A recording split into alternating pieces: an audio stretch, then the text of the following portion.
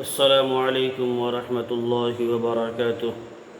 الحمد للہ رب العالمین وبہ نستعین والصلاة والسلام علی سید الانبیاء والمرسلین وعلی آلہ واصحابہ اجمعین، اما بعد۔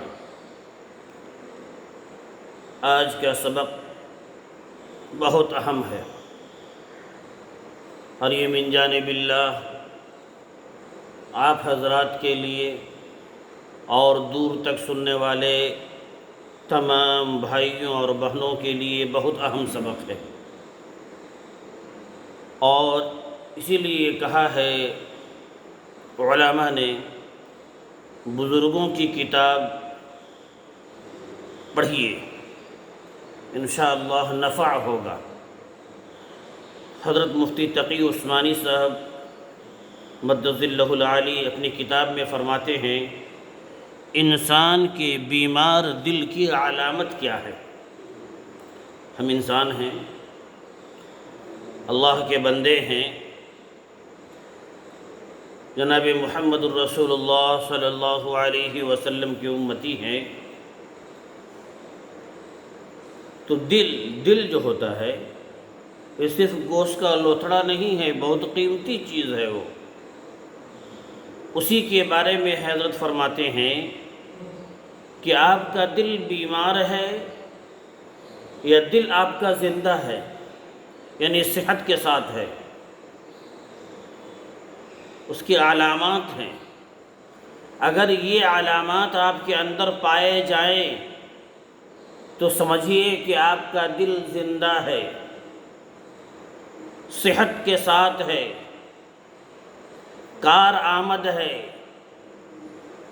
اور اگر یہ علامات نہیں ہے تو سمجھیے کہ آپ کا دل مردہ ہو چکا ہے، آپ کا دل بیمار ہے۔ اب اس کو صحیح کرنے کی فکر ہونی چاہیے۔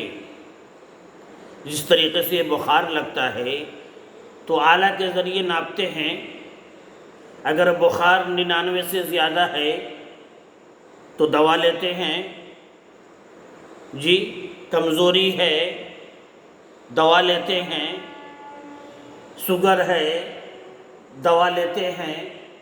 اسی طریقے سے دل اگر بیمار ہے روحانیت کے اعتبار سے، سنیے پہلی علامت، جب انسان فانی چیزوں کو باقی چیزوں پر ترجیح دینے لگے تو سمجھ لے کہ میرا دل بیمار ہے، یعنی فنا ہونے والی چیز۔ مثال دی حضرت نے، جیسا مثلا دنیا کا گھر اچھا لگتا ہے مگر آخرت کا گھر بنانے کی فکر نہیں ہے، یعنی اعمال کی طرف متوجہ نہیں ہے، اگر ایسا ہے تو آپ کا دل بیمار ہے۔ کیوں؟ ہمیشہ رہنے والی جگہ وہاں کی تیاری نہیں ہو رہی ہے، اور جہاں عارضی طور پر رہنا ہے یہاں کی زیبائش، یہاں کے آرام و راحت ٹھیک ہے کیجئے، لیکن یہ چند دن کی زندگی ہے، اصل زندگی وہ ہے، اور وہاں کی تیاری اگر آپ نہیں کر رہے ہیں تو آپ کا دل بیمار ہو چکا ہے۔ دنیا میں عزت مل جائے اس کی فکر ہے، مگر آخرت کی عزت یا ذلت کی سوچ دل میں نہیں ہے، تو سمجھ جائیے کہ آپ کا دل بیمار ہے۔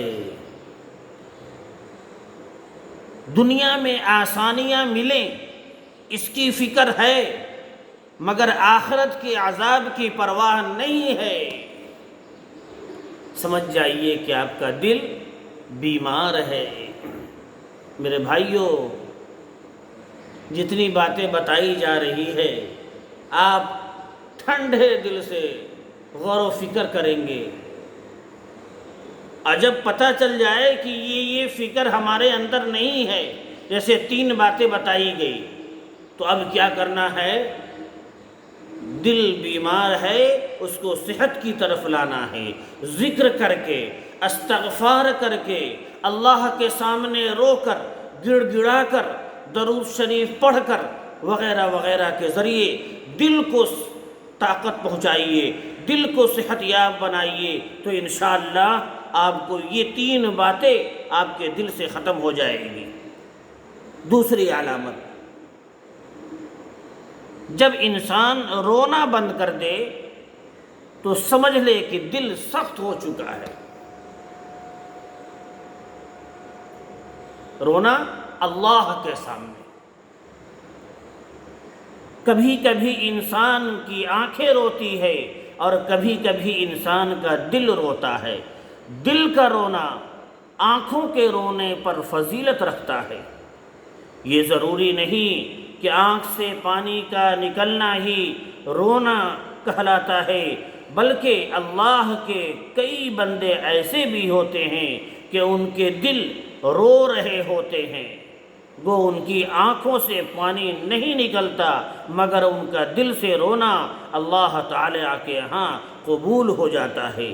یہ ان کے توبہ کے لیے قبولیت کے دروازے کھل جاتے ہیں۔ تو دل اور آنکھوں میں سے کوئی نہ کوئی چیز ضرور روئے، دل یا آنکھ۔ خشیت الہی، اللہ کے خوف سے اگر رو نہیں رہا ہے، بے چینی محسوس نہیں ہو رہی ہے کہ ہم اللہ کی نافرمانی کر رہے ہیں، جی اب آنسو نہیں نکل رہا ہے لیکن دل سے کڑھن محسوس اگر ہو رہا ہے، دل میں احساس ہو رہا ہے، تو سمجھ جائیے کہ دل آپ کا زندہ ہے، صحت کے ساتھ ہے۔ اور اگر احساس نہیں ہو رہا ہے، دل رو نہیں رہا ہے، تو سمجھ جائیے کہ آپ کا دل بیمار ہے۔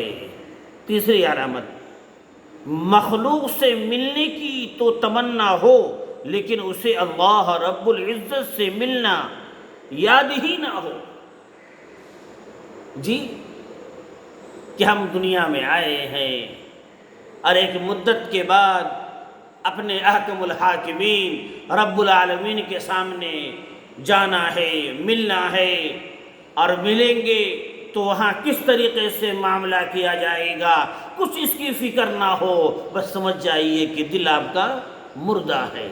جی دنیا میں بڑے آدمی کے پاس آپ جاتے ہیں، تیاری کرتے ہیں نا، جی پھر اس کے بعد جاتے ہیں، لیکن جن کے پاس جا رہے ہیں دنیا میں تھوڑی دیر کے لیے، اور جہاں جانا ہے احکم الحاکمین رب العالمین کے پاس، وہاں ہمیشہ ہمیشہ رہنا ہے، وہاں سوال جواب ہوگا، لیکن اس کی اگر فکر نہیں ہے بس سمجھ جائیے کہ دل آپ کا صحت کے ساتھ نہیں ہے۔ اس لیے میرے بھائیوں، یہ 3 باتیں تھیں۔ اللہ رب العزت انشاءاللہ آپ اگر توجہ کے ساتھ اور فکر کے ساتھ باتوں کو سنیں گے تو بڑا نفع ہوگا، اور اپنے بھائیوں تک بھی اس میسج کو پہنچائیے تاکہ تمام کا دل صحت یاب ہو جائے اور اعمال میں نکھار ہو اور اللہ کا قرب ہو، نبی کا قرب ہو۔ اللہ رب العزت ہمیں بھی تمام دل کی بیماریوں سے حفاظت فرمائے، آمین۔